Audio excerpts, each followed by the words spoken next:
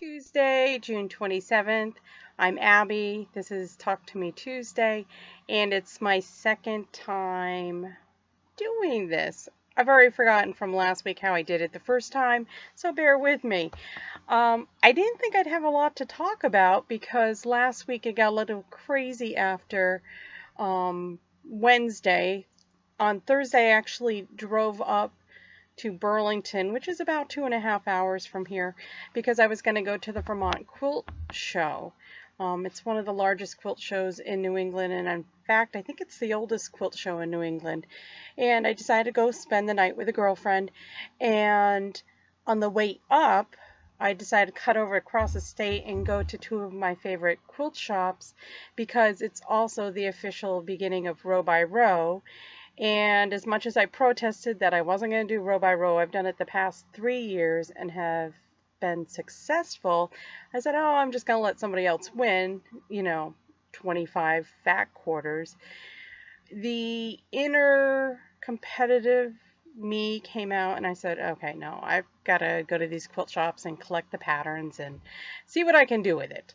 Anyway, so I went to a couple of my favorite quilt shops along the way. I found a couple new ones that I had never been to on the other side of the state, and had a lovely belated birthday dinner with my best friend from high school. And then on Friday, I went to the Vermont Quilt Fest and saw, oh my gosh, some just fantastic quilts. One of my favorites, I wish I knew how to insert a photo. I'm going to have to learn how to do that. Was a pixelated photo quilt of Adam Levine from Maroon 5. And what was fantastic about it was a black and white quilt of his face.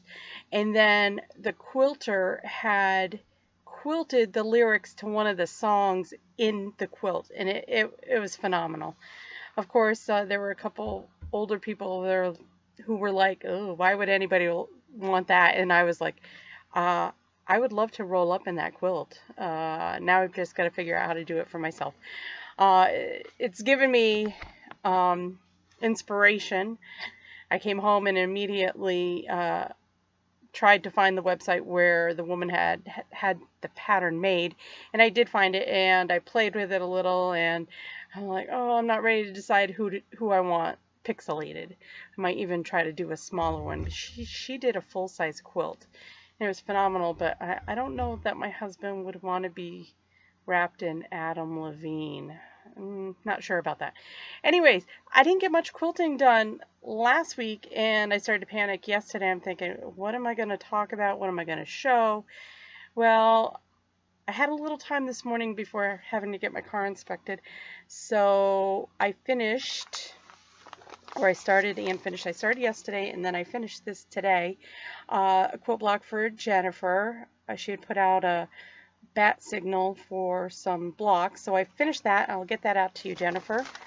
And then I started quilting some of the quilt blocks I think I had mentioned last week I was going to do with the paper piecing vintage. I quilted 2 of those blocks, trimmed them down because I'm going to try to do quilt as you go.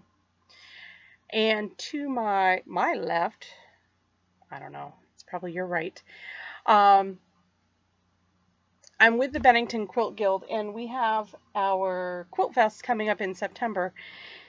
And last year I took on the role of head of consignments, and we purchased new t-shirts, and they flew out the window. It was a beautiful lavender with a cream. And of course, about a month ago, I spilled spaghetti sauce on it. And try as I might, I couldn't get the spaghetti sauce out. Well, since I have the inventory back at my house, I have some of the older t-shirts that they had, and they've been here for years and they haven't moved. And it was this taupe one with the aqua. And they only had small sizes left, and I'm like, there's no way that's ever going to fit me. So I purchased one anyways, and I found this purple t-shirt today at a shop. I was ordering the t-shirts for this year's Quilt Fest, which is in September, and as I was going out of the shop, they had a rack of women's t-shirts. They must have been samples, and I saw the purple. I ran over, and it was like $5, and I'm like, oh, this is perfect. So I came home and immediately found the taupe shirt that I had purchased, cut out the emblem, And I did put stabilizer on it, and then I cut it down to the size I wanted, and I just zigzagged it to the top of this shirt. So now I have a new Quilt Fest t-shirt. It didn't cost an arm and a leg, and I think the ladies are going to be jealous. And I got rid of one of the older t-shirts that needed to be gotten rid of. Other than that, I haven't done much, but tomorrow I'm heading out to Buffalo. Long story, short story.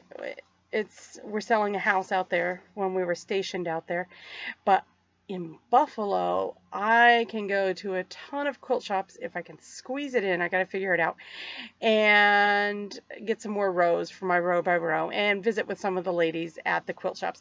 I'm also going to be trying to squeeze in trips with my friends, and I just missed a shop hop out there. But anyways, oh, speaking of shop hops, one of my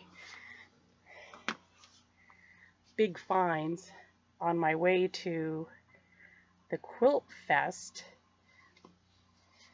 Look at all these. Oh, aren't they awesome?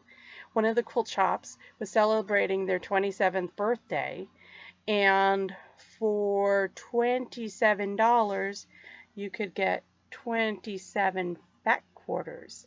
So I was there over an hour. They had some pre-made bundles, but I was like, oh no. I need certain things.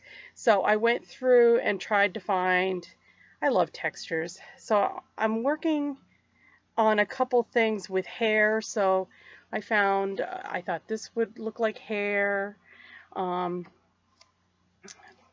found a brown one that I think looks like hair. I want to do a Hagrid for a friend, and then I want to get on to some Game of Thrones things. But to fill up the 27, I actually ended up getting about 12 solids to do. I want to cut them into strips, and I've been looking at this pattern on Missouri Quilt Star that I uses fat quarters, so I'm gonna try it. And I thought, oh, for $1 a fat quarter, why not? So that was my big find.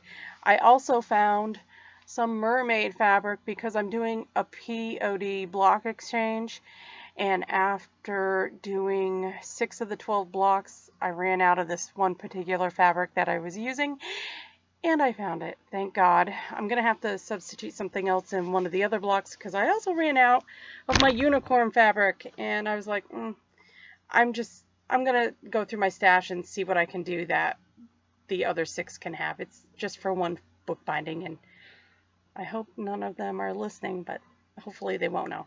Anyways, that's it for today. I loved looking at all your videos. I love your comments. I think I'm going to get the hang of this eventually, and hopefully I'll have some more quilting news for you next week. Bye!